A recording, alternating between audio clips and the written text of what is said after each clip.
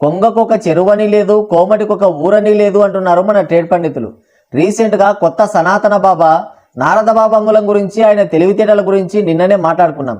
ఇప్పుడు ఆయన తమ్ముడు శ్రీ యాకోబు పవన సలీం గారి గురించి మాట్లాడుకుందాం. పెద్ద ఆయన మా తమ్ముడు జేమ్స్ అండి, జేమ్స్ అంటాడు.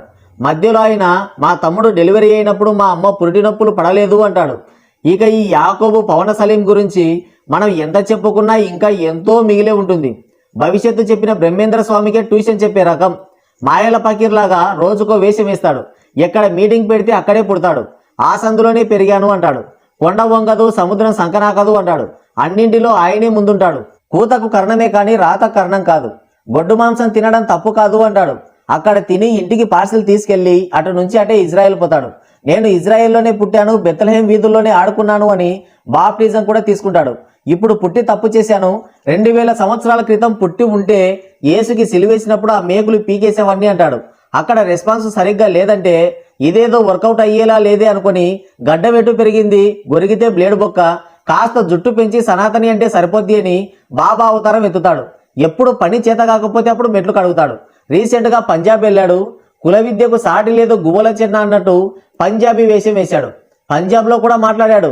పంజాబ్ సరిహద్దుల్లోనే పుట్టాను, పంజాబ్ డాబాలో పనిచేసి పెరిగినోడిని అని చెప్పింటాడు.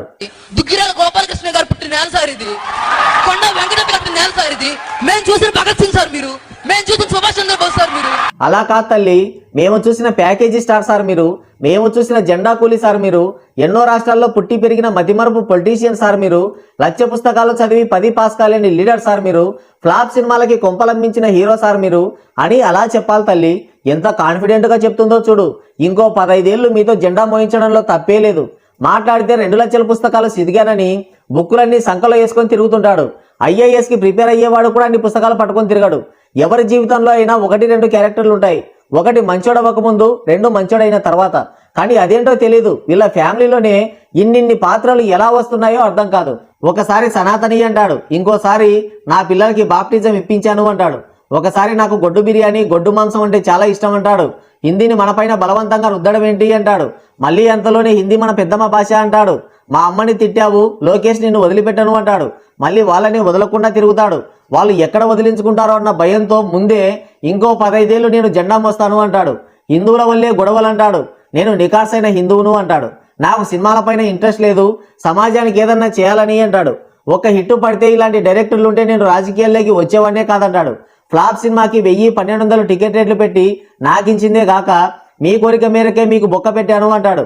ఏం మాట్లాడతాడో, ఎందుకు మాట్లాడతాడో అర్థం కాదు.